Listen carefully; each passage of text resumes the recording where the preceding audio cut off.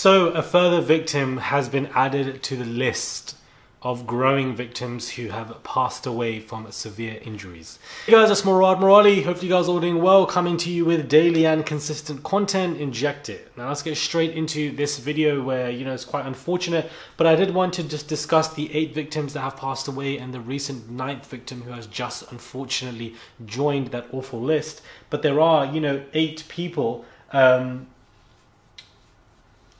who, it's just sad. The 8 dead from left to right are Rodolfo Rudy Pena, we have Jacob Juranek who's 20, Franco Patino who's 21, Brianna Rodriguez who's 16, guys.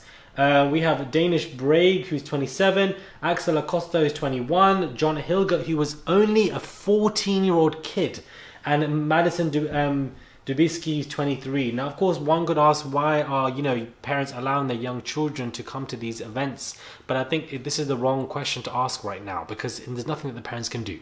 They've lost their children. So this is where we need to be at right now when it comes to this conversation. That initial point is pointless because they're no longer on this planet. They've gone. Do you understand? Parents have lost their children. And a recent 9th victim has unfortunately joined that list. I've seen a video. I'm not going to play the video. I'm really not going to play the video because the video of the girl's mother crying is horrific. There's this particular woman who is 22 years old. Her name is Bharti Shahani, who passed away. Her mother was crying, literally saying, why has this happened? And then her sibling was said, the last thing that she said to me was, are you okay? So to see the mother crying and these horrific traumatic emotions immediately as a press conference is very hard hitting and traumatic. So I don't want to show that video to you guys because it's awful to see the mother crying. But of course, that is a 9th victim. She had brain injuries and just, passed away. I do think these people, these victims that I keep talking about, they need their faces shown.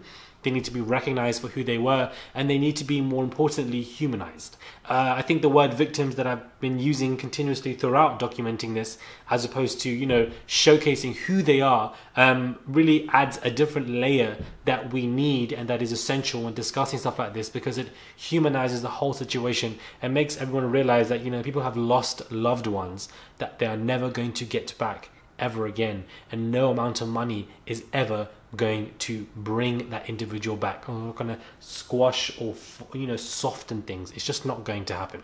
But I think it's just an important situation that needs to be brought alight. The fact that a 9th person has now joined this, I do believe perhaps there could be even more, but because of certain either ongoing cases, settlements, or whatever, they're not going to release any other further victims as of now. But as of now, over 300 have injured, and Bharti was another individual who's a shining star in the community. She was described who's just joined that unfortunate list, and it's just extremely sad.